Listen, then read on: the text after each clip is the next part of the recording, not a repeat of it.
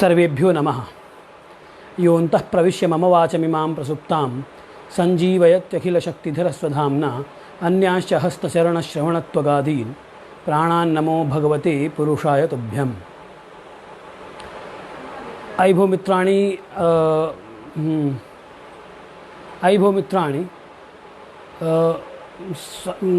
सूर्यसिद्धान्तस्य कक्षायां पुनरेकवारं भवतां समेषां स्वागतम्।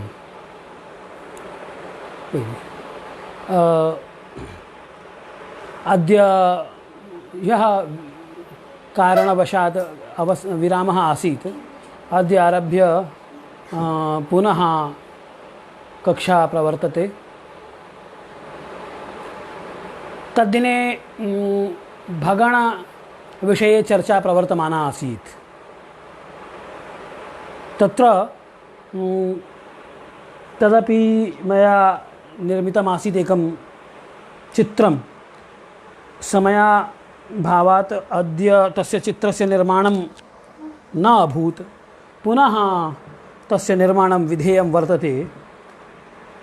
तद्दिने मया आभाषि यत् एकं तु प्रतिवृत्तं भवति, नाम यस्मिन् वृत्ते ग्रहः भ्रमति। किञ्च अपरं यद् भवति तत्तु किं भवति? कक्षावृत्तं, यस्मिन् गणितागतः ग्रहः भ्रमति खलु। तर्हि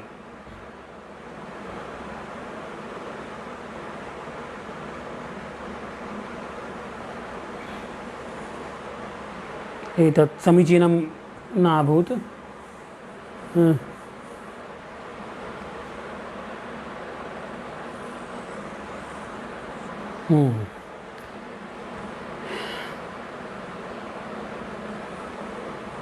तर्हि यः गणितागतः ग्रहः गणितागतग्रहः अर्थात् यथा तद्दिने अकथि मया यत् अनुपातेन आनीतः ग्रहः यस्मिन् वृत्ते भ्रमति तत् कक्षावृत्तं। किञ्च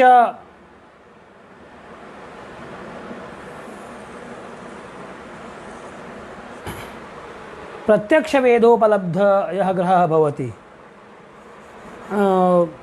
दृश्यते आकाशे, तस्य भ्रमणम् अस्मिन् रक्तवर्णीये प्रतिवृत्ते कल्प्यते। इदं तावत् कक्षावृत्तम्, अथ च इदं प्रतिवृत्तम्। प्रतिवृत्ते वेदोपलब्धग्रहः भ्रमति, नाम स्पष्टग्रहः इति वक्तुं शक्यते, अथवा स्पष्टग्रहस्य आनयनं क्रियते। आनयनार्थं यद् एकं वृत्तं विधीयते तत्तावत् प्रतिवृत्तम्। अथ च गणितागतः यः ग्रहः, अनुपातेन आगतः यः ग्रहः, गणितागतः न वक्तुं शक्यते, वस्तुतः अनुपातेन आगतः यः ग्रहः भवति सः तावत् आभासिकः ग्रहः। आभासिकस्य ग्रहस्य एक आभासिकी कक्षावृत्तमिति नाम्ना वर्तते। अत्र इदमपि उक्तं कि यस्मिन् वृत्ते खचरः भ्रमति, खेचरः भ्रमति, ग्रहः भ्रमति, तस्य केन्द्रं भूकेन्द्रं नास्ति। भूकेन्द्रं कुत्र वर्तते? भूकेन्द्रं तु अस्य कक्षावृत्तस्य केन्द्रम् अस्ति। कक्षावृत्तस्य केन्द्रं नाम अत्र किञ्चित् अधः, अत्र भू, अथ च किञ्चित् इतोपि अधोभागे स्यात्। अत्र चिन्तयन्तु, अत्र भू वर्तते। पुनश्च एका रेखा भूकेन्द्रात् नीयते, ऊर्ध्वाधररेखा अथवा नीचोच्चरेखा इति। पुनश्च एका क्षैतिजरेखा भूकेन्द्रगामिनी स्यात्। एवं अपरा रेखा प्रतिवृत्तकेन्द्रगामिनी स्यात्। तर्हि प्रतिवृत्तकेन्द्रगामिनी भवति चेत् अत्र हरितवर्णीयं विधीयते केन्द्रं।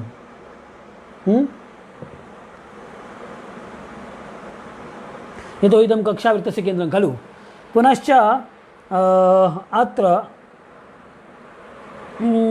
तु मास्तु अत्र तावत् किं भविष्यति, अस्य प्रतिवृत्तस्य केन्द्रम् अत्र स्यात्। इदं के इति संज्ञा अस्य। तर्हि प्रतिवृत्तकेन्द्रगामिनी अपि रेखा एका अस्माभिः इतः नीयते। एवम् अवगतम्। तर्हि अनेन किम् अभूत् कि अस्य प्रतिवृत्तस्य नाम यस्मिन् स्पष्टग्रहः वा ग्रहः क्रामति तद्वृत्तस्य केन्द्रम् इदं वर्तते के इति। पुनश्च भूकेन्द्रं तु तावत् कक्षावृत्तस्य केन्द्रं वर्तते। नाम कक्षावृत्ते मध्यमग्रहः भ्रमति, तर्हि मध्यमग्रह भ्रमणवृत्तस्य केन्द्रं भू। अनेन भूके इति उभयोः कक्षावृत्त प्रतिवृत्तयोः अन्तरं यावता अत्र वर्तते खलु, तावता एव अन्तरम् इदम् अस्ति, तावता अन्तरम् अत्रापि वर्तते किल।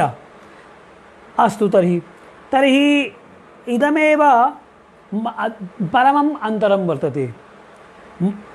एकम् अत्र उच्चं विलिख्यते मया उ, अत्र नि।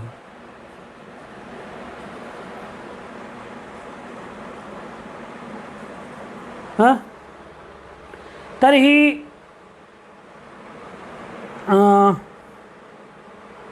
किमभूत् कि भुवः ग्रह भ्रमणवृत्तस्य दूरतरः प्रदेशः, भूकेन्द्रात् दूरतरः प्रदेशः इतः इतोपि अधिकं वर्तते, एतावद् वर्तते। पुनश्च इतः आरभ्य एतावत्पर्यन्तम् इदं दूरतरः प्रदेशः वर्तते ग्रहभ्रमणवृत्तस्य प्रतिवृत्तस्य तु इदम् उच्चं। पुनश्च ग्रहभ्रमणवृत्तस्य इदं यद् बिन्दु वर्तते तद् भुवः अपेक्षया निकटतमं वर्तते, अतः इदं नीचम् इति। इतः भूकेन्द्रात् नी बिन्दुपर्यन्तम्। इदमपि तद्दिने मया अभाषि कि उच्चस्य लक्षणं किम्, अथवा कथं कोऽपि ज्ञातुं शक्नुयात् यत् असौ ग्रहः स्व उच्चे गतः वर्तते, स्व उच्चं गतः अभूत् इति उच्यते मया। एकम् अत्र ग्रहः अत्र अस्ति, तर्हि भूकेन्द्रात् ग्रहपर्यन्तं प्रतिवृत्तस्थ ग्रहपर्यन्तम् एका रेखा नीयते अस्माभिः भूग्रह इति। पुनः अनेन मास्तु, कृष्णवर्णेन एव स्यात्। तर्हि इदं भू वर्तते खलु, तर्हि भूपर्यन्तम् इतः प्रतिवृत्तस्थ ग्रहं यावत् अथवा प्रतिवृत्तस्थ ग्रहात् भूकेन्द्रं यावत् एका रेखा नीयते इदं। पुनः इदमेव यत्र भूकेन्द्रात् ग्रहपर्यन्तं या रेखा वर्तते सा रेखा प्रतिवृत्तकेन्द्रे यत्र लग्ना ततः एकं तस्मात् बिन्दोः एकः लम्बः विधेयः। असौ लम्बः कुत्र भूकेन्द्रगामिनी भूकेन्द्रगामी रेखोपरि। तर्हि अयं कश्चन लम्बः विधीयते एवं। तर्हि अयं यः लम्बः वर्तते भूकेन्द्रात् ग्रह प्रतिवृत्तस्थ ग्रह पर्यंतगा या रेखा, सा रेखा प्रतिवृत्ते यत्र लग्ना यस्मिन् बिंदौ लग्ना तस्मात् बिंदोः एकः लम्बः अस्माभिः विधीयते। कुत्र? भूकेन्द्रगामिन्यां रेखायाम्। अयं लम्बः कक्षावृत्ते यत्र लगति तत्र मध्यमग्रहः। किं? मध्यमग्रहः। एवं अत्र स्पष्टग्रहः। अत्र किं वर्तते? स्पष्टग्रहः। पुनः एवमेव इतोपि एका रचना विधेया वर्तते। तदर्थं पुनः एकवारम् अस्मिन् कपाले अभवत्, पुनः अस्मिन् कपाले अत्र ग्रहं संस्थाप्य पुनः एका भूकेन्द्रगामिनी रेखा अस्माभिः विधीयते। कुतः? भूकेन्द्रात् ग्रहपर्यन्तम्। एवं तर्हि पुनः यत्र लग्नं तस्मात् एकः लम्बः अत्र विधेयः। तर्हि किमभूत्?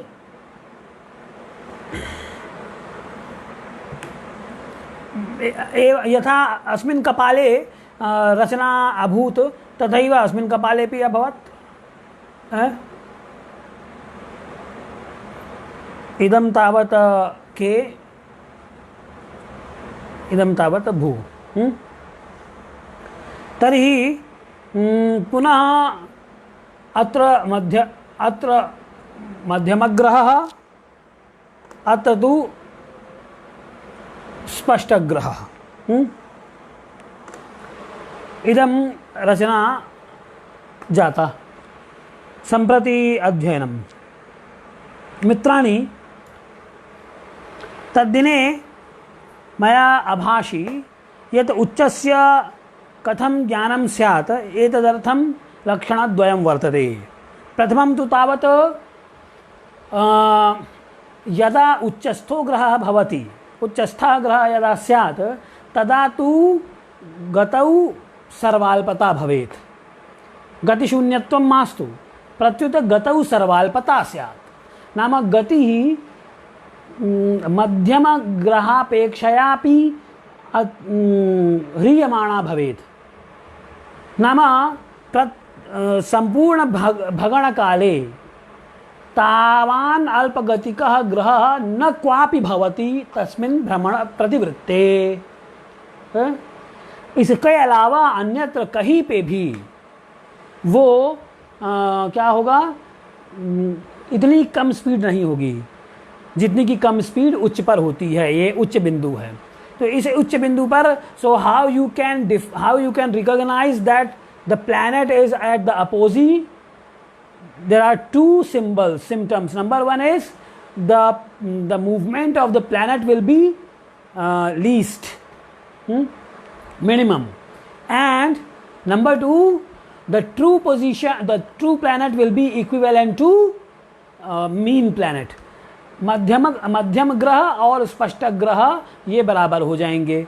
मध्यम ग्रह और स्पष्ट ग्रह बराबर हो जाएंगे मतलब ये हो गया कि गणित अनुपात से जो आप ग्रह ले आते हैं उस ग्रह का जितना राशि अंश कला विकला हुआ और देख उतने ही पे अगर आप उतने ही राशि अंश कला विकला पर उस दिन देखें दूरवीक्षण यंत्र से तो ग्रह आपको दिख जाए तो आप ये समझेंगे। और उस दिन गति भी सब सर्वाल्प हुई तो आप क्या कहेंगे कि ग्रह असौ ग्रह उच्चंगतः। ठीक। और नीच का क्या लक्षण है? उच्च से ठीक 180 डिग्री पे यहाँ नीच बिंदु है। इस नीच का भी दो लक्षण है, जिसमें एक लक्षण तो पहले जैसा ही रहेगा। वो क्या? वो लक्षण ये रहेगा कि ग्रह मध्यम ग्रह mean planet will be equivalent to true planet. कि अगर आप देखते हैं उसे, if in an observatory if you observe the planet then you can find the planet at the same degree where the mean planet is. तो जहाँ मध्यमक ग्रह है गणित से, उतने ही पे अगर स्पष्ट ग्रह आ गया तो एक तो ये हो गया, तब ये तो उच्च का भी हो सकता है, लेकिन डिफरेंस क्या होगा उच्च से, कि नीच बिंदु पर the speed will be maximum, उसका जो स्पीड है, ग्रह की गति है, वो सर्वाधिक रहेगी। तो एक उदाहरण जैसे मैंने उस दिन लिया था कल्पना से, कि imagine if the minimum speed is 55 minute, then the maximum and the maximum speed is 65 minutes. So if the planet is moving at the rate of 65 minutes per day, on that day the planet is at perigee। तो वो जो ग्रह है वो निम्न पर है, क्योंकि उस दिन सर्वाधिक स्पीड है। और जब उसकी सर्वाल्प स्पीड रहेगी तो आप कहेंगे कि वो उच्च पर है। और दूसरी कंडीशन भी सेटिस्फाई होनी चाहिए कि मध्यम ग्रह और स्पष्ट ग्रह बराबर हों। तो ये बात तो हो गई। तो इसी बात को उन्होंने कहा कि उच्च स्थाने विद्यमाने ग्रहे मध्य स्पष्ट ग्रहयोः अभेदः, मध्य और स्पष्ट ग्रह में अभेद होता है। और ग्रह गतेः परमाल्पत्वं च भवति, ग्रह गति का परमाल्पत्व होता है, इति पुरतो व्यक्तो भवेत्। अथ वेद विधिना तद ग्रह गतेः परमाल्प स्थानम, जो मध्य स्फुट ग्रह अभेद स्थानम की वेद विधि से उस ग्रह की गति का परमाल्प स्थान, ग्रह गति करते हुए उसकी परमाल्प गति जब होगी जिस स्थान पर हो वह स्थान, यानी कि मध्य स्फुट ग्रहाभेद स्थानम, मध्य स्पष्ट ग्रहयो हो, मध्य स्पष्ट स्फुट अर्थात स्पष्ट, तरी मध्य स्पष्ट ग्रहयो हो अभेदः यत्र स्यात्, नाम मध्य ग्रह यावता अंशेन वर्तते तावता एव अंशेन अथवा तावती अंशे एव स्पष्ट ग्रह अपि स्यात् स्फुट ग्रह अपि भवेत्, तर्हि तत् मध्य स्फुट ग्रहाभेद स्थानम उच्चम विज्ञाय ततो यावता कालेन यदा पुनः परमाल्पगत स्थानम उच्चम प्राप्नोति। तब एक बार आपने ये पोजीशन देख ली, वो दिन नोट कर लिया आपने। मान लीजिए आज ही है ऐसी स्थिति कि 19 सितंबर को उच्च पे ग्रह आ गया, ठीक। तो 19 सितंबर को अगर वो उच्च पर आ जाता है, मान लीजिए सूर्य है इस दिन उच्च पर आ गया, एक उदाहरण लेता हूं मैं, ठीक। तो अगर आ गया वो, तो फिर अब ये कब उच्च पर आएगा सूर्य, तो कब उच्च पर आएगा, यानी कि दोनों सिम्टम सेटिस्फाई होने चाहिए। लक्षण पहला कि वो मध्यम सूर्य बराबर स्पष्ट सूर्य हो जाए, और दूसरा क्या है, दूसरा ये है कि सर्वाल्प गति रहे। ये 19 तारीख को मिल गई ये दोनों चीजें आपको।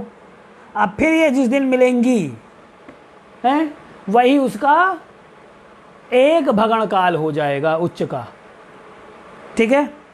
तो क्या उसने बोला, नहीं, उच्चम विज्ञात तो यावता कालेन यदा पुनः परमाल्पगत स्थानम उच्चम प्राप्नोति ग्रह तदंतर्गतः कालः गणनीयः तथा यदिदम द्वितीयम उच्च स्थानम। अच्छा नहीं, ये माफ करें, ये जो स्थान हुआ ये भगण काल नहीं हुआ, ये दूसरा उच्च स्थान, यानी कि कहना, देखिए हमने एक बात कही थी कि उच्च के भी भगण पढ़े गए हैं, तो उच्च के भगण पढ़े गए हैं, यानी कि उच्च में भी गति स्वीकारी है उन्होंने, यानी उच्च स्थान जो यहाँ है वो जरूरी नहीं कि वो यहीं रहे हमेशा, इससे आगे इस भी हो सकता है, ठीक। तो इससे आगे हो जाएगा। तो ये उन्होंने कहा कि प्रथम उच्च अगर यहाँ है तो दूसरा उच्च हो सकता है कि यहाँ पे मिल जाए आपको, ये प्रथम उच्च मिला यहाँ पे, ये प्रथम उच्च है और ये द्वितीय उच्च है। कहने का मतलब क्या हुआ कि जब दोबारा ऐसी कंडीशन बनी कि मध्यम सूर्य बराबर स्पष्ट सूर्य और गति सर्वाल्प, तो उस समय हमने क्या देखा कि ग्रह यहाँ ना होके यहाँ पर है। तब क्या मतलब हुआ, यानी इसका उच्च खिसक गया है। तो आप इस तरीके से इन दोनों ये जो गति हुई, ये जितनी गति हुई प्रथम उच्च से द्वितीय उच्च का जितना अंतर है, इस अंतर को आप देख लीजिए, और ये अंतर जितने दिनों में हो रहा है वह देखिए। तो मान लीजिए 1000 दिनों में ये अंतर हो गया, ये अंतर है मान लीजिए एक अंश का 1000 दिनों में। 1000 दिन में अगर एक अंश का अंतर होता है, एक किसका अंतर, प्रथम उच्च स्थान और द्वितीय उच्च स्थान, इन दोनों का अंतर ये कैसे निकला, ये पता चल गया ना कि एक बार आपने देख लिया। एक मिनट मैं ये देखूं कि हर एक चीज़ सही है कि नहीं सही है। थोड़ा बैक कैमरा होने की वजह से देखना पड़ता है। ठीक है, मेरे ख्याल से चल रही है, बात हो रही है। तो मैं ये कह रहा था कि मैं ये बोल रहा था ना, उच्च की गणना हमने कर ली। उच्च की गणना कैसे की, तो उच्च की गणना करने के लिए आपने क्या किया, यही कि एक बार देख लिया कि वो कब मध्यम ग्रह और सूर्य स्पष्ट ग्रह ये बराबर किस दिन होते हैं, और दूसरा कि मिनिमम स्पीड किस दिन होती है। ये दोनों कंडीशन सेटिस्फाई हो गई। आपने देखा कि यहाँ पे जब ग्रह अपने प्रतिवृत्त में इस पॉइंट पे है तो ये कंडीशन सेटिस्फाई होती है। तब आप क्या बोलेंगे, तब आप ये बोल देंगे कि ये उच्च स्थान है। अब दोबारा जब ऐसी स्थिति बनती है, यानी कि फिर ऐसी स्थिति बनी कि मध्यम सूर्य बराबर स्पष्ट सूर्य और ये हर दिन हम ऑब्जर्व करेंगे, और जिस दिन ये दोबारा ऐसी स्थिति दिखी तो हमने क्या देखा, हमने ये देखा कि ना इस पॉइंट पे अब ग्रह सूर्य मान लीजिए सूर्य है, तो इस पॉइंट पे अब ये स्थिति नहीं हो रही, बल्कि इस पॉइंट पे ये स्थिति हो रही है। तब हम क्या कहेंगे कि ये एक उच्च है, तो इसको हम क्या बोल देंगे, अब ऊ, इसका एक नाम दे दीजिए, इसको U1 नाम दे दीजिए। ठीक, उच्च और उच्च 1, ठीक है। तो ये दूसरी बार जब हमने उच्च देखा तो हमको, दूसरी बार जब उच्च की स्थिति लक्षण दिखे तो हमने वेध किया तो देखा कि हमको यहाँ उच्च दिख रहा है, इस पॉइंट पे दिख रहा है। तो अब इन दोनों का अंतर मान लीजिए एक अंश है। प्रथम बार जहाँ दिखा था, एक उदाहरण ले लेते हैं। उदाहरण क्या लें कि ऐसा करते हैं कि जब पहली बार मुझे सूर्य उच्च का दिखा था प्रथम उच्च के समय, तो प्रथम उच्च के समय क्या था, प्रथम उच्च के समय आप देखेंगे तो अब इसको हटा देते हैं, लक्षण तो पता ही चल गया है आप लोगों को है? तो मान लीजिए आज 19 सितंबर को प्रथम बार उच्च दिखा, और जब दिखा तो हम क्या देख रहे हैं कि सूर्य कितने राशि अंश कला विकल्प है, मान लीजिए एक राशि और 27 अंश पे है, 27 अंश 15 कला पर है।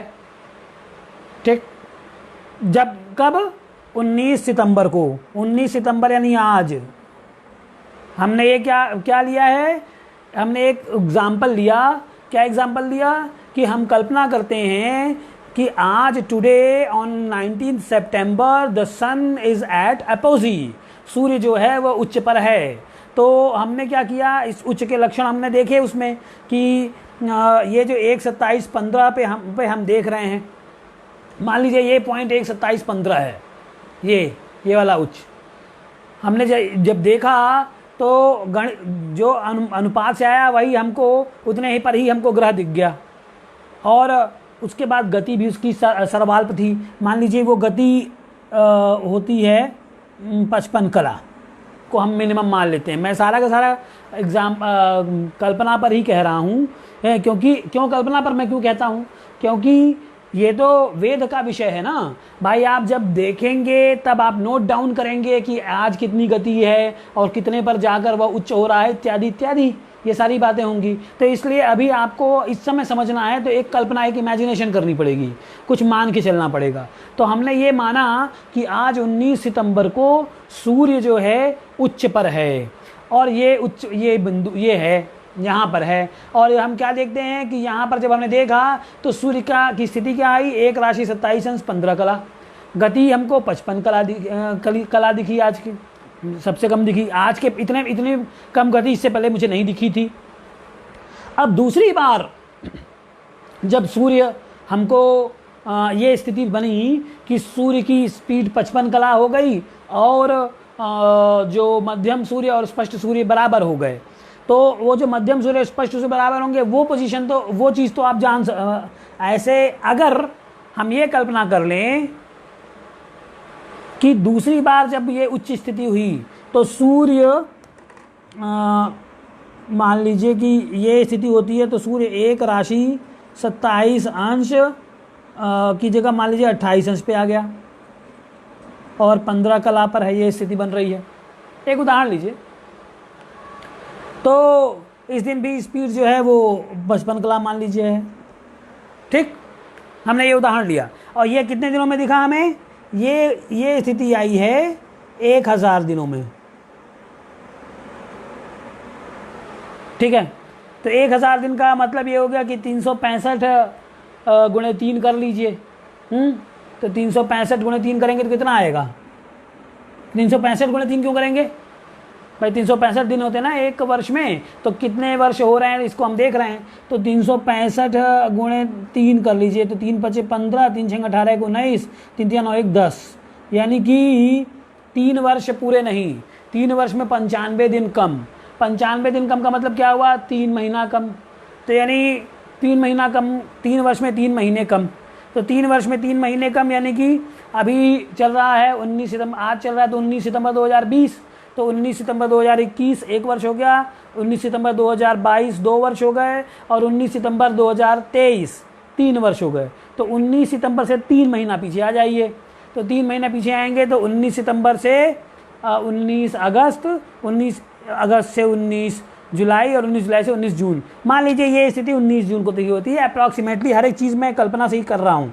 तो ये मान लीजिए ये तो स्थिति थी 19 सितंबर 2020 को, और ये जो दूसरी स्थिति आई वो आई 19 सितंबर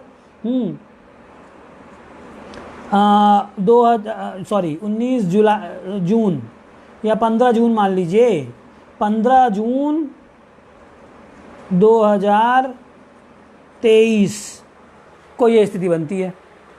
19 सितंबर 2020 को आपको सूर्य उच्च में दिखा, फिर 15 जून 2023 को आपको सूर्य उच्च में दिख रहा है 1000 दिन बाद। तो अब हम क्या कहेंगे, जब हम प्रतिदिन वेद करेंगे, प्रतिदिन वेद करके हम देख रहे हैं कि 1000 दिनों बाद सूर्य हमको उच्च का दिख रहा है, ऐसा हम एक उदाहरण लेते हैं।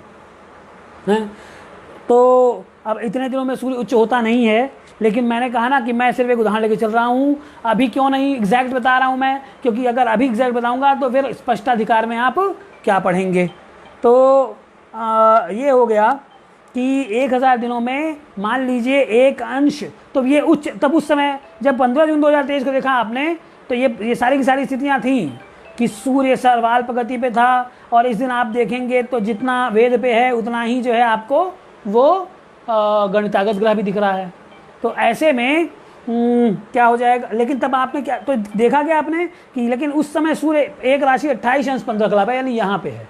तो अब क्या मतलब हो गया, उच्च जो यहाँ पे था 19 सितंबर 2020 को, वो खिसक के 15 जून 2023 को उच्च आपको यहाँ पे दिख रहा है।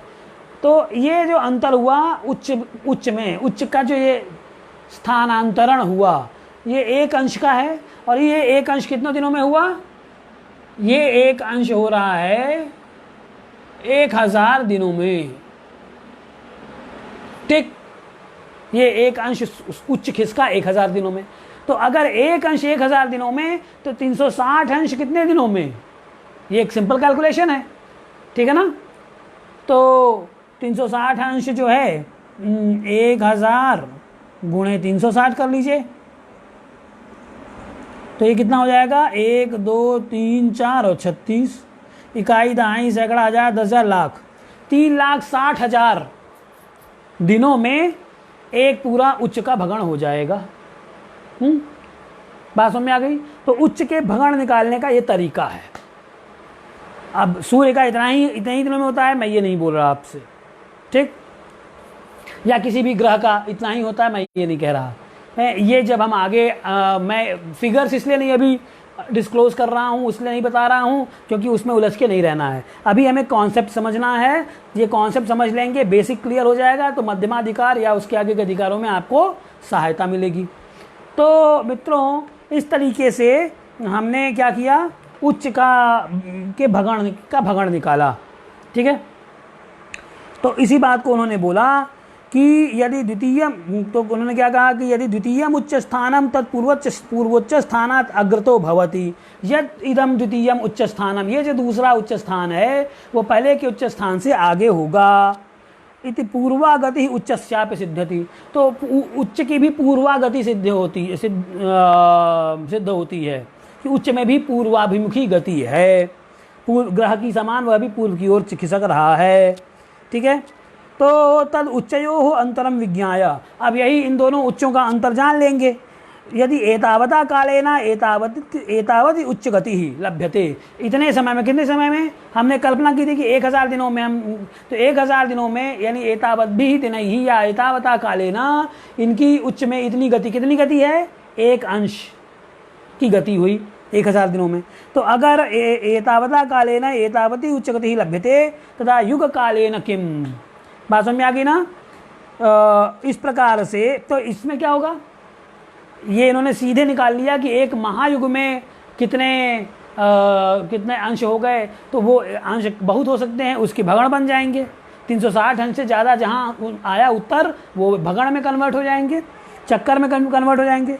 तो उन्होंने यही कहा कि तद ग्रह उच्च भगणा भवितुमर्हन्ति ततः पुनः युग भगण कुदनानुपातः एकस्मिन् दिनेपि उच्च गति। फिर उसके बाद युग भगण से हम एक दिन की भी ग्रह की गति ले आ सकते हैं, जैसे हमने ग्रहों के भगण की कि महायुग के भगण जान लिए, तो महायुग दिनों में अगर इतने ग्रह के भगण हो गए तो एक दिन में कितना भगण। इसी प्रकार से महायुग में अगर उच्च के मान लीजिए 1000 भगण हैं तो एक दिन में कितना, तो एक दिन में कितना गति रहेगी उस उच्च में, ये आप निकाल लेंगे। यही बात इन्होंने बोला। और अब 2 चीज़ें इसमें दिखाई हैं इन्होंने, हैं इस ये जो मध्यम और स्पष्ट ग्रह का खेल है ना, ये जो हमने दिखाया है इसको, हालांकि ये आगे का विषय है, लेकिन चूंकि इसमें ये चीज़ आएगी, कहाँ आएगी, जब शनि और इन सब की बात करेंगे ना। तो देखिए पीछे वो चीज़ हमने छोड़ दी थी, उसको इसकी बात कर लेते हैं। क्या एक बात आई थी कि जो सूर्य के भगण हैं, सूर्य के भगण ही मंगल, गुरु और शनि के शीघ्रोच्चों के भगण हैं। ये बोला था हम लोगों ने कि कुजार की गुरु शीघ्राणाम भगणा पूर्वयाई नाम, उतना ही उनके भगण हैं। कुज के मंगल, गुरु और शनि के जो उच्च के भगण हैं वो सूर्य के भगण के बराबर पढ़े गए। तो इसका कारण क्या है, कैसा ऐसा होता है, तो वो कह रहे हैं अथ रवि भगणा एवं कुजार की गुरु शीघ्राणाम भगणा कथम इति उच्यते। ऐसा कैसे हो गया कि सूर्य के भगण मान के तुल्य गुरु, मंगल और शनि के उच्चों के भगण माने गए। तो वो कहते हैं यदि कश्चित ग्रह, अब वो इस उपपत्ति को बता रहे हैं, इस उपपत्ति के लिए ये आपको चित्र काम में आएगा। तो क्या कहते हैं, यदि कश्चित ग्रह स्वकीयोच्च स्थानात् अग्रतो भवति, अगर कोई ग्रह अपने उच्च स्थान से आगे चलता है, आगे बढ़ता है मान लीजिए, तो फिर क्या होगा, तदा तस्य कक्षावृत्ते स्पष्ट ग्रह मध्य ग्रहात् पृष्ठो भवति। तो उसके जो कक्षावृत्त है, ये हो गया कक्षावृत्त और ये हो गया प्रतिवृत्त। जैसे ही ग्रह उच्च से आगे बढ़ा, अब आप कंफ्यूज मत कीजिएगा कि यहाँ पे तो आपने इधर दिखा दिया, यहाँ उदाहरण के लिए आप चाहें तो इस चित्र को इधर बना लीजिए। वो कोई अगर हमको देखिए ग्रह की और उच्च की दोनों में पूर्वाभिमुखी गति मानी, तो जब दोनों की पूर्वाभिमुखी गति मानी तो आपको यहाँ पूर्व कर लीजिए, इस तरफ पश्चिम कर लीजिए, और ये हो जाएगा ग्रह का गति की दिशा हो गई। तो जो ग्रह की गति की दिशा है वही उच्च के भी ग्रह की गति की दिशा हो जाएगी। इसलिए ये जो अंतर है इसको कंफ्यूज मत कीजिएगा मित्रों। मैं बार बार कह रहा हूँ, बहुत सारी चीज़ें कॉन्सेप्ट के लेवल पे समझने की होती हैं, इसको आप समझिए, है ना। तो उच्च को मान लीजिए यहाँ कर लेते हैं हम लोग, ये मान लेते हैं कि ये वह बिंदु हो गया, सॉरी इसी से लिखता हूँ, ये मेरा वह बिंदु हो गया। तो इन दोनों के बीच का ये और U1 के बीच का जो अंतर है ये 1 अंश मानिए, और इसको 1000 दिन लगते हैं ऐसा मान लीजिए, ठीक है। तो जब मेरे वाणी के साथ चलेंगे ना, ये छोटा छोटा लिखा हुआ है तो छोटा छोटा शायद दिखे नहीं, तो इसीलिए मैं बोल देता हूँ ताकि अगर दिखे नहीं तो कम से कम समझ में तो आ जाए बात, मुंह से बोलने से समझ में आ जाएगी। तो मैंने इधर पहले इधर लिखा था, इस इच्छ को मैंने इधर कर दिया। क्यों? क्योंकि मैं ग्रह की भी इधर ही गति मान ले रहा हूँ, इधर ही मैं पूर्व किए देता हूँ। तो अब देख लीजिए, तो ये जो उच्च स्थान, अब ये एक अंश जो खिसका, ये एक अंश खिसकने में अगर 1000 दिन लगते हैं तो ये पूरा 360 अंश खिसकने में कितना दिन लगेगा? इससे इस उच्च के का एक भगण पता चल जाएगा। और दूसरा कि जब एक भगण होने में इतने दिन लगते हैं, भाई हमने निकाला कि 3,60,000 दिन लगते हैं, जो हमने उदाहरण लिया था उस उदाहरण के हिसाब से इस उच्च को एक भगण करने में 3,60,000 दिन लगेंगे। तो अगर 3,60,000 दिन लगते हैं एक भगण करने में, तो महायुग के जितने दिन हैं, ठीक, तो महायुग के जितने दिन हुए 43,20,000 100 वर्ष गुणे 360 कर लीजिए, उतने दिन हो जाएंगे। तो इतने दिनों में इस उच्च के कितने भगण हो जाएंगे? बात समझ में आ गई? तो हमने इस उच्च के भगण की संख्या पता कर ली एक महायुग में। फिर जब एक महायुग में उसके भगण की संख्या पता कर लीजिए, मान लीजिए वो संख्या आई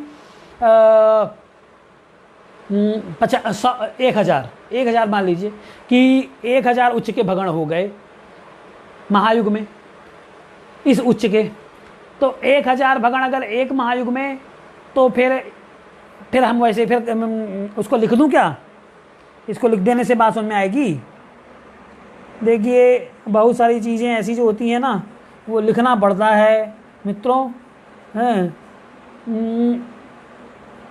इसी को कुछ लोग कहते हैं कि आप बहुत ज़्यादा स्लो स्पीड में चल रहे हैं, लेकिन क्या करूं भाई, जब तक ये बात क्लियर, मुझे अब आप दिख तो रहे नहीं हैं, जब दिख नहीं रहे हैं तो मैं क्या जानूंगा कि आप लोग में से कितनों को समझ में आ रहा है, नहीं समझ में आ रहा है। तो हमने उदाहरण क्या लिया था? ये वाला उदाहरण लिया था उच्च का। एक बार उच्च के पे फिर आ जाते हैं, फिर हम गुरु मंगल और शनि के शीघ्रोच्च की बात कर लेंगे। इस उच्च का हमने क्या देखा कि ऊ बिंदु से U1 यानी ये होता है एक अंश, इसको कंप्लीट करने में इसने लिए 1,000 दिन। तब हम क्या कहेंगे कि 1,000 दिनों में अगर एक अंश है, या इसको उल्टा कर दीजिए, तब बात समझ में आएगी कि बोला ना उसने कि एतावता काले न उच्चयो इदम अंतरम, कि एक अंशात्मक गति होती है 1,000 दिन में।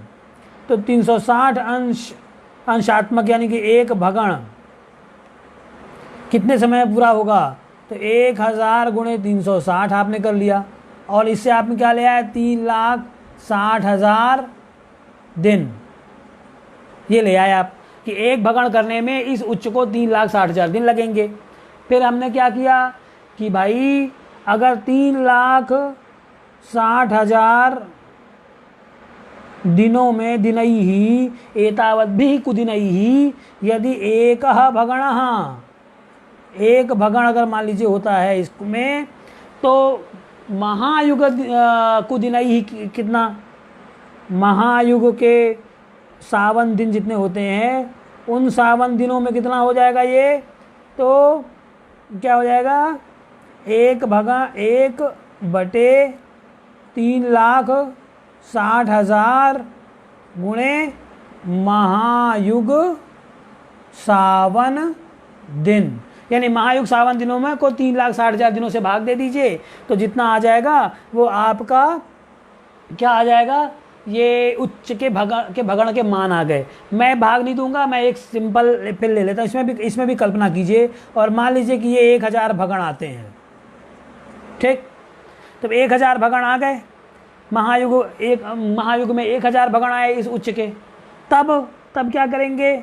तब ये करेंगे कि अगर उच्च की एक दिन की गति निकालने की बात कर रहा हूँ, ठीक उसी प्रकार से जिस प्रकार से हमने ग्रहों की निकाली थी, कि अगर महायुग 52 दिनई ही 1,000 भगणा, तो एकेन दिनेन किम, तो फिर क्या हो जाएगा, 1000 भगण बटे महायुग कुदिन हो जाएंगे। ठीक है, इससे एक दिन के उस उच्च की गति निकल आएगी। ये तो हो गया जो अभी बात कर रहे थे। अब हम क्या बात करेंगे, अब बात होगी किसकी, कि सूर्य के भगण के तुल्य मंगल, गुरु और शनि के भगण क्यों पढ़े गए हैं। अब प्रश्न ये आता है मित्रों, तो वही उन्होंने कहा, क्या कहा कि एक इन्होंने ये बताई बात, अब सिद्धांत कहा। क्या सिद्धांत कहा कि जब भी कोई ग्रह अपने उच्च से आगे बढ़ता है तो क्या होता है, ऐसे में स्पष्ट ग्रह पीछे रह जाता है, मध्यम ग्रह आगे हो जाता है। मैं पहले पंक्ति पढ़ता हूं, फिर इस भाव को कहेंगे।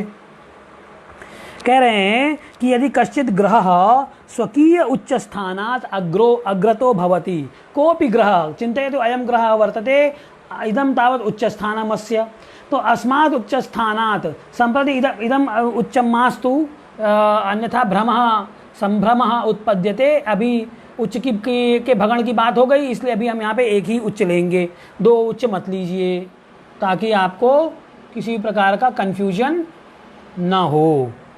ठीक है, तो अब देख लीजिए भाई, जब उन्होंने ये बोला कि यदा कश्चित ग्रह स्वकीयोच्च स्थानात् अग्रतो भवति, जब भी अपने उच्च स्थान से आगे की ओर चलता है, तदा तस्य कक्षावृत्ते, उसके कक्षावृत्त में, उसके कक्षावृत्त कौन सा हुआ, ये इसका कक्षावृत्त है, ये वाला कक्षावृत्ते स्पष्ट ग्रह मध्य ग्रहात् पृष्ठो भवति, जो स्पष्ट ग्रह है वो मध्य ग्रह से पीछे रहता है, पृष्ठो भवति यानी कि पीछे रहता है। अयम अर्थात अयम मध्यम ग्रह अग्रे भवति, स्पष्ट ग्रह पृष्ठे भवति। अस्य कः अभिप्रायः, अस्य अयम अभिप्रायः यत् गणितागते अनुपातेन आनीतः यः ग्रहः भवति, तस्य यद् राश्यंश कला विकलात्मिकी स्थिति भवेत्, ततः अल्पमेव अंशात्मिका स्थिति ही स्पष्ट ग्रह से, नाम वेदेन यदा अस्माभिः अवलोक्यते, वेदः क्रियते तथा वेदेन किं लब्धं, यत् यस्मिन् राशौ अंशकला विकलायाम् अनुपातागतः ग्रहः वर्तते, ततः अल्पमेव वर्तते अस्य स्पष्ट ग्रहस्य राश्यादिकी स्थितिः, अल्पीयसी एव स्थितिः वर्तते। उदाहरणेन यदा चिन्तयतु चेत एकां कल्पनां क्रियते कि यदि मध्यमग्रह, चिन्तयतु कि मध्यमग्रहः यदा उच्चात् अग्रे यदा ग्रहः गतो स्यात्, तदा यदि मध्यमग्रहः 1 राशि 10 अंश 15 कला 25 विकला वर्तते, तर्हि स्पष्टग्रह यदा वेदेन वेदः क्रियते चेत् उच्चात् अग्रे, नाम अस्माभिः एका स्थितिः आनीता, ज्ञाता कि ग्रह उच्चंगतो भूत, ग्रह जो है उच्चंगत हो गया। अब इसके आगे क्या होगा, ग्रह उच्च से आगे चलेगा, तो उच्च से तब हमें सावधान हो जाना है। जैसे ही उच्च से आगे ग्रह होगा, हम क्या देखेंगे, डेली जब हम ऑब्जर्व करेंगे तो हम देखेंगे कि मध्य अनुपातागत जो ग्रह है, अनुपात से आनीत जो राशि अंश कला विकला है, उससे कम राशि अंश कला विकला पर आपको वह ग्रह दिखेगा। जो स्पष्ट ग्रह है वो कहाँ दिखेगा, स्पष्ट ग्रह है 1 राशि 10 अंश, 1 राशि मान लीजिए 9 अंश पे दिखता है या 10 अंश 5 कला पे मान लीजिए दिखता है, मैं ये कहता हूँ, छोड़िए हटाइए, 5 कला पे दिखता है, तो ये मध्यम अनुपात से जो आया हुआ ग्रह है वो 15 कला पे दिखेगा और ये 5 कला पे दिखेगा। तो 5 कला तो यहीं पे हो जाएगी, 15 कला यहाँ होगी, है ना। अभी सिर्फ उदाहरण के लिए ही समझाया जा रहा है, आप ये मत समझिएगा कि अरे यहाँ से यहाँ तक 5 कला हो गई तो फिर इतने में 21,600 कला कैसे होगी, नहीं, मैं सिर्फ उदाहरण के लिए बता रहा हूँ। चित्र को स्पष्ट समझने के लिए तो बड़ा आपको करना ही पड़ता है ना, किसी भी चीज़ को मैग्नीफाई करके दिखाते ही हैं, जब किसी नक्शे इत्यादि में किसी स्थल विशेष को दिखाना होता है उनको। तो मान लीजिए हम ये मैग्नीफाई करके अभी देख रहे हैं, बड़ा करके देख रहे हैं, तो हमने क्या देखा कि स्पष्ट ग्रह तो कितने पे आया, ये हो गया आपका 1 राशि 10 अंश 5 कला 25 विकला, 5 कला 25 विकला। और जो मध्यम ग्रह है वो कितने पे रहा, वो दिखा 1 राशि 10 अंश 15 कला 25 विकला। ये 15 यहाँ नहीं, यहाँ से यहाँ तक आप मान लीजिए कि ये 15 कला है, उच्च से लेके यहाँ तक, और ये मान लीजिए कि ये 5 कला है। ठीक, तो स्पष्ट ग्रह आपको पीछे दिखेगा, यानी जो वेद करके देखेंगे, और अनुपात वाला ग्रह आगे दिखेगा। ये कब होगा, जब उच्च से जैसे ही ग्रह आगे बढ़ेगा। क्यों ऐसा होगा, इसलिए क्योंकि इस उच्च में एक आकर्षण माना है, और वो आकर्षण क्या करता है, आकर्षण जब रहेगा तो वो खींचेगा अपनी तरफ। तो जैसे ही ग्रह इससे आगे बढ़ेगा ना, तो ग्रह को ये अपनी तरफ खींचेगा, तो खींचेगा तो क्या होगा, एक्चुअली ग्रह पीछे रह जाएगा, और अनुपात से ग्रह आपको आगे दिखेगा। जैसे गाड़ी है, अब गाड़ी आप चला रहे हैं और एवरेज स्पीड से चल रही है गाड़ी, बढ़िया रोड है, चल रही है, लेकिन आगे जाके ऊबड़ खाबड़ आके खड़ंजा आ गया, तो ऊबड़ खाबड़ आ गया तो क्या हो जाएगा, स्पीड अपने आप कम हो जाएगी। एक आकर्षण सा हुआ उसमें और स्पीड कम हो गई। ठीक, तो ये, या किसी आप ऐसे आकर्षण के फील्ड में चले जाएं, मैग्नेटिक फील्ड में या ग्रेविटेशनल फील्ड में, जहाँ पे आकर्षण हो, आप खींचे हुआ सा महसूस करें, आप में इतनी आपको लगे कि कोई खींच रहा है, तो जब कोई खींचेगा तो आपकी गति अपने आप कम हो जाएगी। यही स्थिति ग्रह के साथ होती है। ये उच्च बिंदु से खींचता है, तो उच्च कर्तिकाकर्षण बलात् अयम स्पष्ट ग्रह पृष्ठे भवति, अथ च मध्यम ग्रह अर्थात अनुपातागतः ग्रह अग्रे भवति, because it attracts this opposite point attracts the true planet. That's why true planet lags behind the mean planet. इस mean planet से true planet पीछे रह जाता है। ठीक है, तो ये जो स्थिति है, ये जैसे ही आपको हुआ तो आप क्या समझ लेंगे, आप ये समझ लेंगे there must be opposite point in the orbit. There must be an opposite point near to planet के समीप ही कहीं अपोजिट पॉइंट है। If you missed that opposite ना, देन यू कैन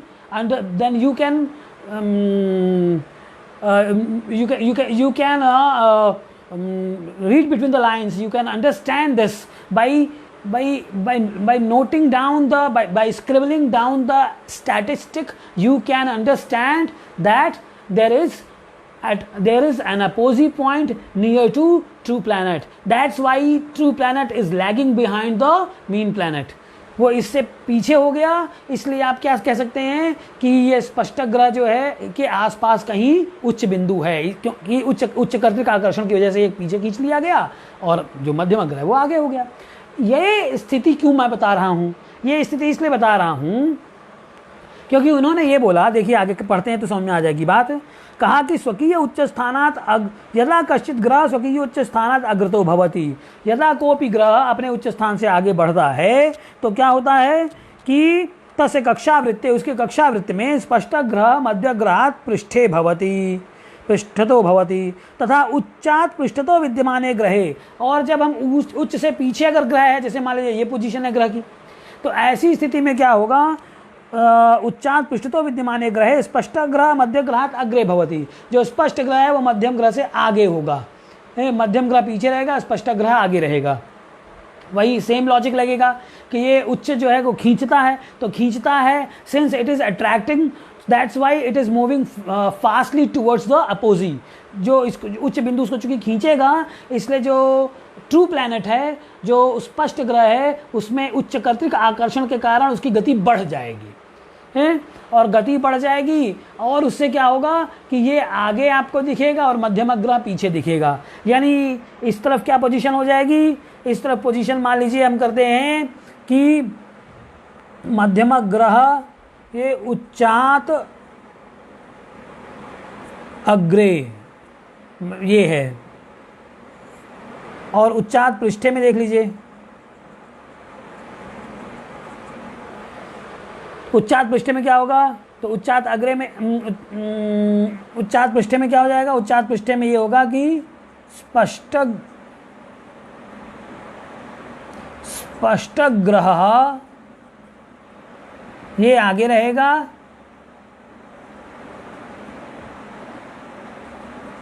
अग्रे और मध्यम ग्रह ये पृष्ठे। और इसे अगर हम उसमें एक उदाहरण के लिए समझना चाहें तो यूँ समझ सकते हैं कि मान लीजिए जीरो राशि मध्यम ग्रह मान लीजिए है आपका जीरो राशि और 10 अंश 15 कला और 25 विकला पे, तो स्पष्ट ग्रह कितने पे हो जाएगा? स्पष्ट ग्रह हो जाएगा आपका जीरो राशि 10 अंश और ये 15 कला की जगह क्या हो जाएगा? इसको आप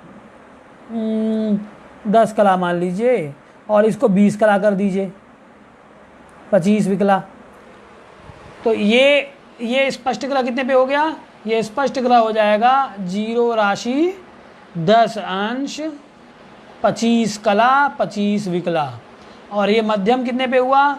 जीरो राशि 10 अंश 10 कला, चलो 25 यहाँ पे लिख दिया तो यहाँ पे भी 25 कर दो। 25 की जगह 20 ही करे, 25 में रियल नहीं लग रहा है, 20 कर लीजिए। तो ये 20 कला 25 विकला, ये हो जाएगा 10 कला और 25 विकला। तो ये 10 कला पर ही है और ये 25 कला पे आ गया, आगे की ओर बढ़ गया। ऐसा क्यों हुआ? क्योंकि उच्च ने खींचा तो स्पष्ट ग्रह की गति, स्पष्ट ग्रह गति बढ़ जाएगी और मध्यम ग्रह की, यानी स्पष्ट ग्रह आगे हो जाएगा और मध्यम ग्रह पीछे हो जाएगा। ठीक, ये बात समझ में आ गई। तो ये जिस प्रकार से उच्च का एक लक्षण बताया ना, उसी प्रकार से उच्च के समीप जब ग्रह होगा तो विशेष तरीके से व्यवहार करेगा। वही जो लक्षण है, वही जो व्यवहार है, वही तय करेगा कि ग्रह अपने उच्च के आसपास है। ठीक, अगर उच्च से आगे हो जाएगा तो ऐसे में उच्चात अग्रे यदा ग्रह गच्छति तदा स्पष्ट ग्रह मध्य ग्रहात् पृष्ठे अथ च असौ ग्रह यदा उच्चात पृष्ठे भवति, यानी अर्थात उच्चाभिमुखी भवति ग्रह तदा अस्यां स्थितौ उच्च कर्तृकाकर्षण बलात् अयं स्पष्ट ग्रह अग्रे अथ च मध्यम ग्रह पृष्ठे भवति। इदं लक्षणम् आकलय्य अथवा दृष्ट्वा इदं वक्तुं शक्यते यत् ग्रहः स्व उच्चासन्ने वर्तते, उच्च के समीप में है, ये कह सकते हैं। तो ये बात क्यों कही? ये बात इसलिए कह रहे हैं, ये क्यों बताया तो देखिए आगे समझ लीजिए। इन्होंने ये कहा कि ग्रहोच्चयोः संबंधम अवगत्य अयं कश्चन ग्रहोच्चयोः संबंधः, अयं संबंधः एव कि उच्चात अग्रे स्पष्ट ग्रह पृष्ठे भवति एवं उच्चात पृष्ठे स्पष्ट ग्रह अग्रे भवति। तो अयं कश्चन संबंधः निर्णयः लक्षणं वा इदं।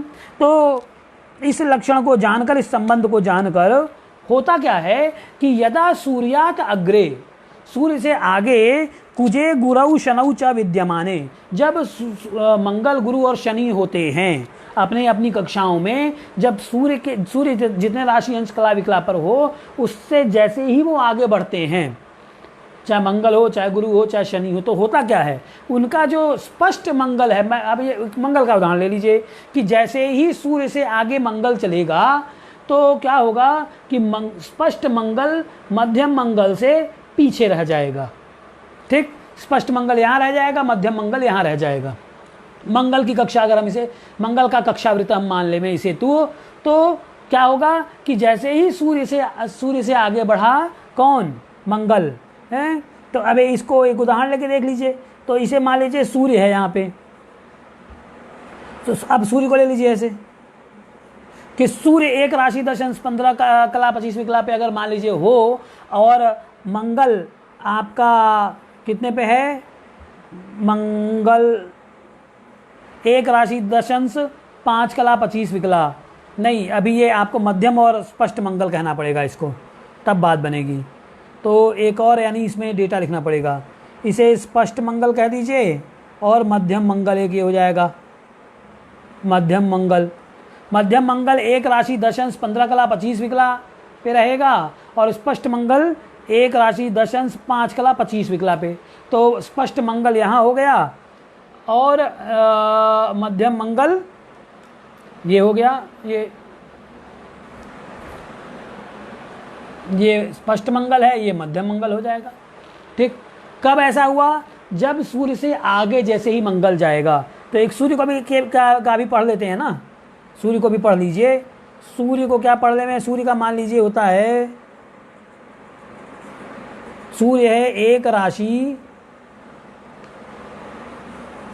छोटा है ये श्यामपट्ट, श्वेत पट्ट बड़ा लेना चाहिए था, बड़ा भी ले लेंगे। मान लीजिए सूर्य है एक राशि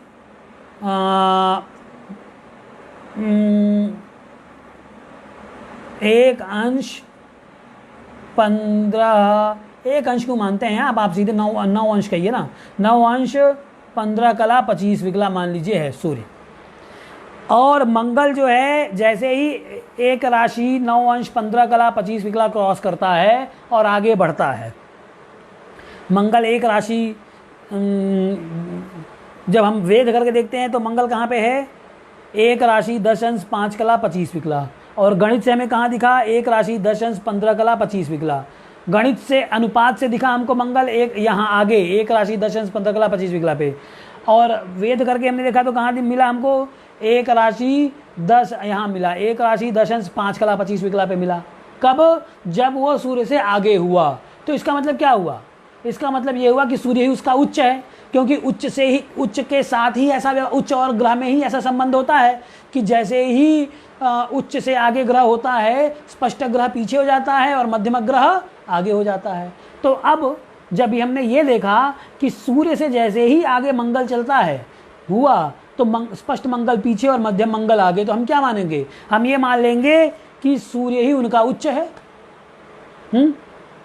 सूर्य ही उनका उच्च है, ऐसा मान सकते हैं, क्योंकि सूर्य से आगे बढ़ते ही ये हमको मंगल के व्यवहार में ये अंतर दिख जाता है। क्या दिखता है? कि सूर्य एक राशि 9 अंश 15 कला 25 विकला था, कल्पना कीजिए, और जैसे ही एक राशि 9 अंश 15 कला 25 विकला को क्रॉस किया मंगल ने, तो हमने क्या देखा कि जब हमने देखा वेद से तो हमको दिख रहा है एक राशि 10 अंश 5 कला 25 विकला, 9 अंश की जगह 10 अंश, यानी ये सूर्य से आगे बढ़ गया। सूर्य से आगे बढ़ते ही हमने क्या देखा कि हमको जो वेदोपलब्ध मंगल है उसमें और मध्यम मंगल में अंतर दिख गया। क्या अंतर दिखा? कि मध्यम मंगल आगे और वेदोपलब्ध मंगल पीछे। अच्छा ठीक, ऐसे ही इसके विपरीत स्थिति कब होती है? जब सूर्य से पीछे मंगल रहे। सूर्य से पीछे जब मंगल रहता है तो ये वाली स्थिति बन जाती है। क्या स्थिति बन जाती है? ये मंगल हो गया मध्यम और स्पष्ट मंगल ले लीजिए, ये स्थिति बन गई कि पीछे जैसे ही रहा ना, तो यानी सूर्य से मंगल जैसे ही पीछे हुआ तो स्पष्ट मंगल हो जाएगा। कल उदाहरण हम दे रहे हैं कि 10 अंश 20 कला पे और मध्यम मंगल 10 अंश 10 कला पे। तो ये जो व्यवहार है मंगल का सूर्य के समीप में आते ही, सूर्य के पीछे चाहे सूर्य के आगे रहने पर, ये वैसा ही व्यवहार है जैसा कि उच्च और ग्रह का होता है। उच्च से जैसे ही आगे ग्रह बढ़ेगा, मध्यम ग्रह आगे और स्पष्ट ग्रह पीछे। उच्च के जैसे पीछे रहा तो मध्यम ग्रह पीछे, स्पष्ट ग्रह आगे। ठीक, यही व्यवहार जब सूर्य के समीप आता है मंगल, चाहे गुरु और चाहे शनि, ये तीनों ही जब सूर्य के पास में आएंगे, सूर्य को क्रॉस कर गए, तो इन तीनों का ही स्पष्ट मंगल चाहे स्पष्ट गुरु चाहे स्पष्ट शनि पीछे, मध्यम मंगल चाहे मध्यम गुरु और मध्यम शनि आगे। ऐसे ही जब सूर्य से पीछे वो रहते हैं तो स्पष्ट मंगल या स्पष्ट गुरु या स्पष्ट शनि आगे और मध्यम मंगल चाहे मध्यम गुरु या मध्यम शनि पीछे हो जाते हैं। तो क्या निष्कर्ष निकाला? कि सूर्य ही उनका उच्च है। तो इसीलिए उनके जो उच्च हैं, मंगल के, गुरु के और शनि के, उनके उच्चों के भगण किसके बराबर पड़ दिए? सूर्य के बराबर पड़ दिए, क्योंकि सूर्य ही जब उनका उच्च मान लिया तो सूर्य का जितना भगण है वही उनका भगण हो जाएगा। ये एक बात जो हमने पहले छोड़ दी थी उसको यहाँ पकड़ी, इसीलिए यह चित्र बनाया गया था कि सूर्यात अग्रे कुजे गुरौ शनौ च विद्यमाने स्पष्ट ग्रह मध्य ग्रहात पृष्ठे, तथा कि व्हेनेवर मंगल, मार्स और जुपिटर और Saturn moves away, traverses ahead sun, the position of sun, when they crosses the position of sun and moves forward, at that time the true Mars or true Jupiter or true Saturn lags behind the mean Mars or mean Saturn or mean Jupiter. So you can, so we can conclude that the sun is the apogee of these three star planets, because whenever they crosses, they go ahead. Sun, their true planet lags behind mean planet, and whenever they lags behind, whenever they are behind sun, at that time their true position is forward and mean position is in backward. That means mean at that time mean position lags behind true position. So we can conclude that sun is behaving like the apogee of all these three planets. सूर्य ही उनके उच्च के समान से behave के तरीके से व्यवहार कर रहा है, इसलिए उनके जो the number of revolution of their उच्च of these star planets is equivalent to solar number of revolution, कि सूर्य के भगण के संख्या के तुल्य मंगल, गुरु और शनि के भगण इसीलिए पढ़ लिए गए क्योंकि सूर्य को ही उनका उच्च मान लिया गया, क्योंकि सूर्य के संपर्क में आते ही सूर्य से आगे बढ़ते वो मध्यम ग्रह आगे, स्पष्ट ग्रह पीछे, और सूर्य के पीछे रहने पर मध्यम ग्रह पीछे और स्पष्ट ग्रह आगे हो जाता है। ठीक, तो ये बात हो गया। इति भवतीति विलोक्य रवि एव कुच गुरु शनि नाम श्री गुरोच्चमिति निश्चितम मनीषिभिः, अतः तेषां त्रयाणाम श्री गुरुच भगणा रवि भगण तुल्या अपाठी, इसलिए उनके भगण को इनके भगण के तुल्य पढ़ा गया।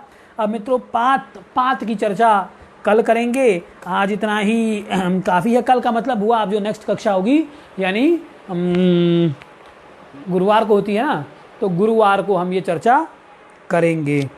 कल मैंने अधिमास पर भी चर्चा की है संस्कृतम भारतम के पेज पे, तो जिन्होंने नहीं देखा हो वो वहाँ जाके देख सकते हैं उसको।